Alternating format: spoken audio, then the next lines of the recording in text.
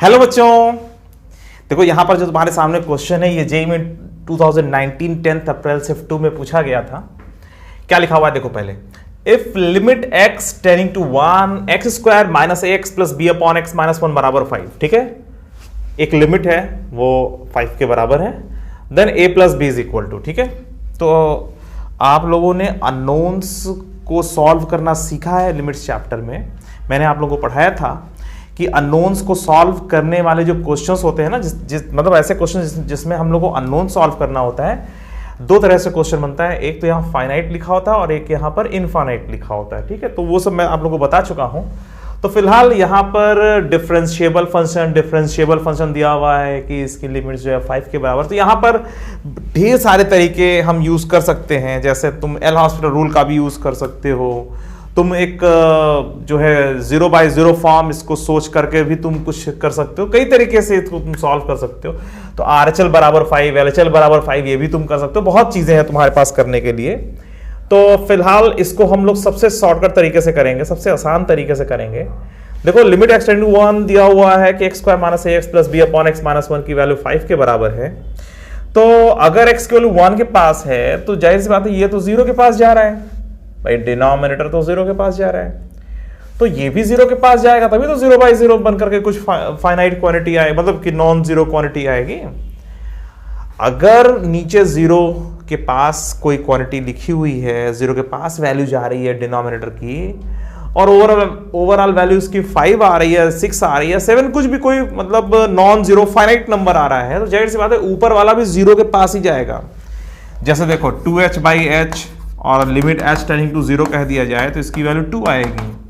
ठीक है, ये 0 के पास जा रहा है, नो डाउट, ये भी 0 के पास जा रहा है, तो 0 के पास ये भी जा रहा है, 0 के पास ये भी जा रहा है। जब दोनों का रेशियो निकाला जाएगा तब ये नॉन जीरो ऐसा कुछ आ सकता है। ठीक है, और तुमसे कोई कहते भाई 5 अपॉन h की वैल्यू निकालो, 6 अपॉन h की वैल्यू निकालो, अरे ये सीधा सीधा इनफाइनाइट के पास पहुंच जाएगा। समझ में आ रही बात? तो अगर नीचे वाला 0 के पास है तो ऊपर वाला भी 0 के पास होगा, तभी उसकी वैल्यू कोई नॉन जीरो फाइनाइट नंबर आएगी। ठीक है, तो बस हम इसी कॉन्सेप्ट का यूज करके बड़े आसानी से इसको सॉल्व कर लेंगे। ठीक है, तो चलो देखो कैसे करना है। यहां पर x टेंडिंग टू 1 ये दिया हुआ है कि ये 5 के बराबर है, तो जाहिर सी बात है x की वैल्यू 1 रखने पर इसकी वैल्यू भी 0 के पास जानी चाहिए। ठीक है, तो 1 square minus a into 1 plus b must be equal to 0, क्योंकि अगर ये 0 के पास जाएगा तभी तो 0 बाय 0 फॉर्म बन करके इसकी वैल्यू 5 आएगी। तो यहां से पता चला हमें कि माइनस ए प्लस बी बराबर -1, या हम इसको कह सकते हैं a माइनस बी बराबर 1। ठीक है, तो a माइनस बी बराबर 1 यहां से हमें समझ में आ गया। ठीक है, तो x के वैल्यू 1 रखने पर इसके वैल्यू 0 होनी चाहिए, पहली बात। दूसरी बात, ये 0 बाय 0 फॉर्म श्योर है और ये डिफरेंशिएबल फंक्शन और ये भी डिफरेंशिएबल फंक्शन। समझ में आ रही बात? ये 0 बाय 0 फॉर्म श्योर है और ये डिफरेंशिएबल फंक्शन, तो एल हॉस्पिटल रूल भी लग सकता है। तो limit x tending to 1 differentiate करो ऊपर, 2x माइनस a अपॉन 1, ठीक है, बराबर 5।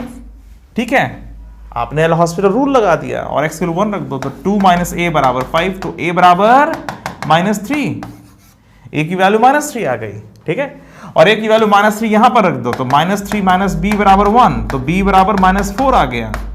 ठीक है, और तुमसे कहा जा रहा है a प्लस बी की वैल्यू बताओ, तो फिर क्या रह गया यार, a प्लस बी बराबर -7। इन दोनों को जोड़ दोगे तो a प्लस बी बराबर -7 आ जाएगा। ठीक है, तो इसका आंसर -7। ठीक है, तो यहां पर हमने जो यूज किया कॉन्सेप्ट, ये यूज किया कि अगर डिनोमिनेटर में 0 के पास की क्वांटिटी है और ओवरऑल रेशियो जो है वो कोई फाइनाइट नंबर आ रहा है, तो पक्की बात है कि न्यूमरेटर की जो वैल्यू है वो भी x की वैल्यू रखने पर जो है 0 के पास जाएगी। अगर नीचे वाला 0 के पास है तो 0 के पास ही एक क्वांटिटी होनी चाहिए, तभी दोनों का रेशियो कुछ फाइनाइट में आएगा।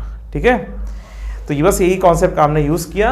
हाँ, और इसको डिफाइन होने के लिए इसको 0 के पास आना जरूरी है। अगर इसकी वैल्यू मान लो 2, 3, 4 या कुछ ऐसा हो जाता तो something upon some non zero quantity upon जो है 0 क्वांटिटी, तो वो इनफाइनाइट के पास पहुंच जाएगा, और ये इनफाइनाइट थोड़ी नहीं, तो फाइनाइट है। ठीक है, तो चलो, और ऐसे भी समझ सकते हो कि x माइनस 1 को उधर ले जाओ। ठीक है, तो लिमिट x टेंडिंग टू 1 है तो ये 0 के पास जा रहा है। ठीक है, तो 5 इंटू 1 माइनस 1 0 हो जाएगा। तो ठीक है, एक्स बाय 1 रखने पर इसकी वैल्यू 0 ही आएगी। तो ऐसे भी तुम समझ सकते हो, ठीक है। तो चलो बच्चों, आज मैंने इस क्वेश्चन को कराया, a प्लस बी की वैल्यू -7, और इसमें 2-3 कॉन्सेप्ट तुम्हारे रिवाइज हुए जो तुमने पहले पढ़ रखे थे, ठीक है। चलो अभी के लिए सिर्फ इतना ही, फिर मिलते हैं, बाय बाय।